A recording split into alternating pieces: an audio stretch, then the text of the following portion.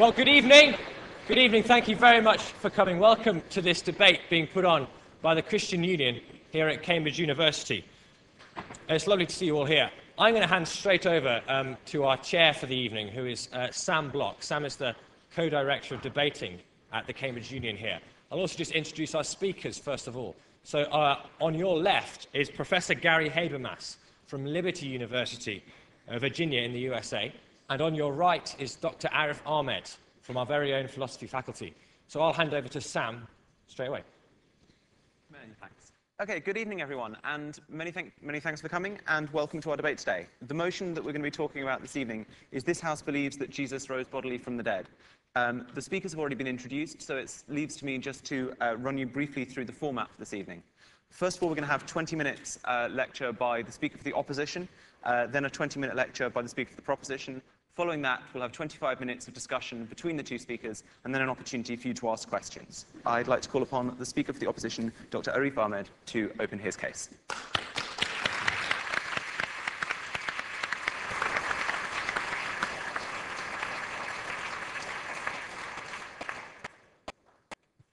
Good evening, everyone.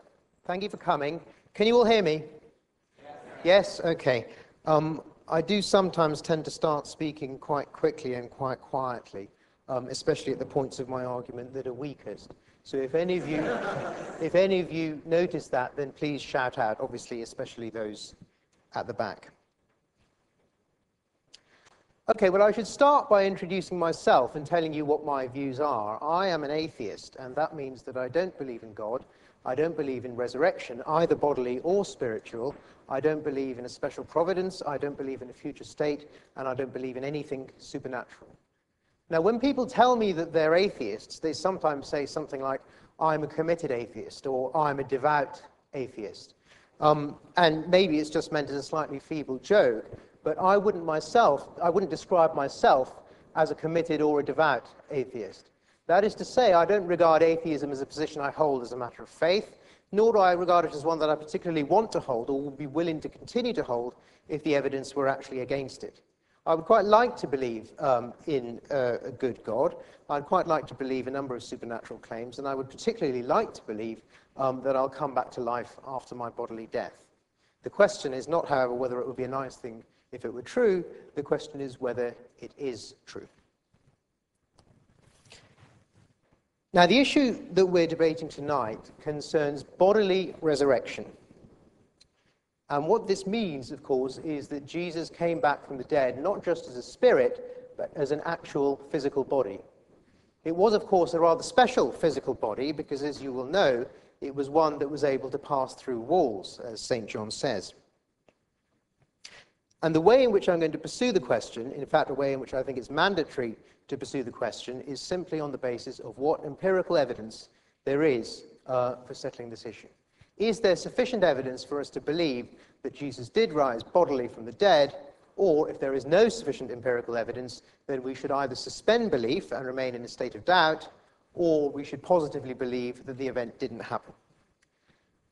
Now, before I go on to give my arguments, I'm going to start with a couple of questions that I'd like Professor Habermas to answer, if he'd be so kind, in his presentation. We all know that historians should be objective about their sources. That is to say, a competent historian, certainly one whom you would trust, is somebody who takes an attitude at least of skepticism, or if not of skepticism, then at least possible skepticism, towards the documents that concern him and which he treats as his historical sources. I don't know about you, but I've often had the experience when I read scholarly articles of seeing a mass of citations and lots of footnotes and all the other paraphernalia of the scholarly world, finding it quite intimidating. And when I first read it, I think, gosh, this person must really know a lot about what he's talking about, because he's got 48 footnotes, whereas this other guy has only got 12. A similar thing, of course, can happen in spoken debates. So, for instance, somebody might give a talk in which he cites a large number of scholars. He might say 85% of scholars believe this, or the majority of scholarly opinion is this, or I've looked at all the scholarly works on this topic, and they all say such and such. Now, in a case like that, obviously we can't check the claim that's being made. We're not in a position, because we don't have the text in front of us, and even if we did, we wouldn't have the time to check whether the claim that he makes is true. Therefore, we have to take it on trust. And that's why it's so important that a historian needs to be skeptical and objective. If he isn't, there are reasons for doubting what he says, and there are reasons for wondering whether we should indeed take on trust what he's asking us to take on trust. Perhaps the most spectacular example of this is a historian whose name most of you will know. Well, I call him a historian. The person I have in mind is David Irving. Many of you will know that he wrote a number of works in which he didn't deny, but certainly radically underplayed the extent of the Holocaust. Those works were copiously referenced and full of all the sort of scholarly paraphernalia that I've just mentioned. If I read it, or if you read it, or probably if anybody here read it, you would think, well, maybe he's got a case. He certainly looks like an expert about it. But I'm pleased to say that, of course, what he says was nonsense, and I'm also quite proud to say that it was one of my colleagues in the history department here at Cambridge who was partly responsible for exposing the nonsense that it actually was. Now, that's a very dramatic example of a scholar who is not objective about his sources, because, of course, this particular person was driven by the rather wicked beliefs that he had, deliberately to bias and distort the scholarly opinions that he presents. And, of course, lay people will be in no position to check that.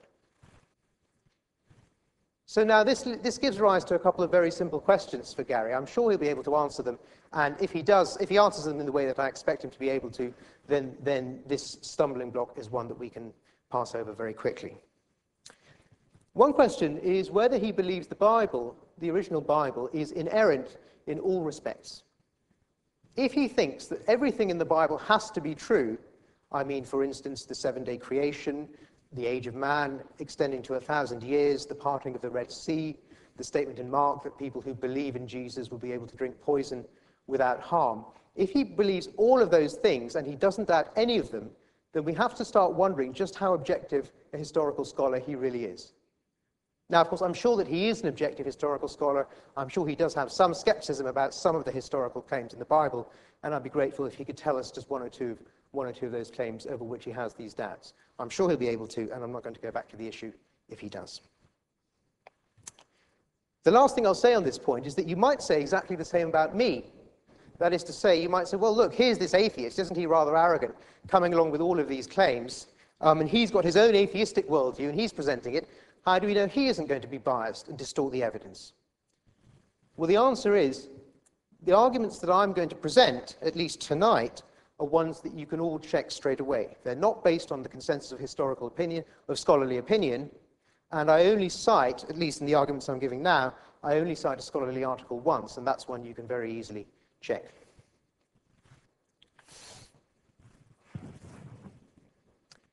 Let's suppose then that Gary's been able to answer the question that I started by asking him.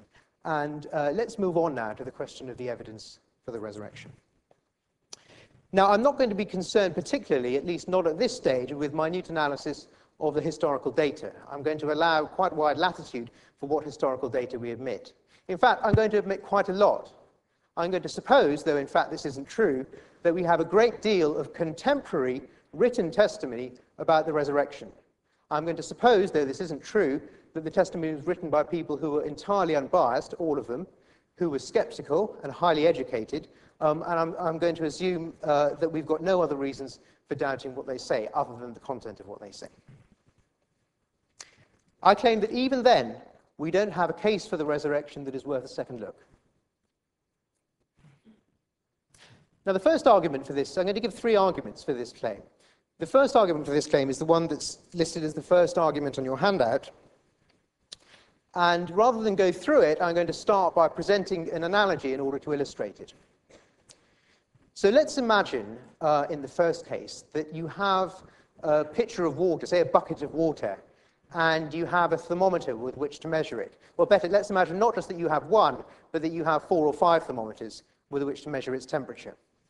And you put the thermometers in the bucket of water, and they say that it's 10 degrees C. And you put your hand in, and it feels quite cool, so you think, okay, that's probably right.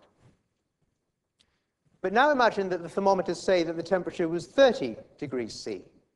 Now, you might put your hand in and think that's a bit odd, because it's quite cool, indeed cooler than I normally feel water at that temperature to be, but nevertheless, maybe it's because there's something wrong with the way in which I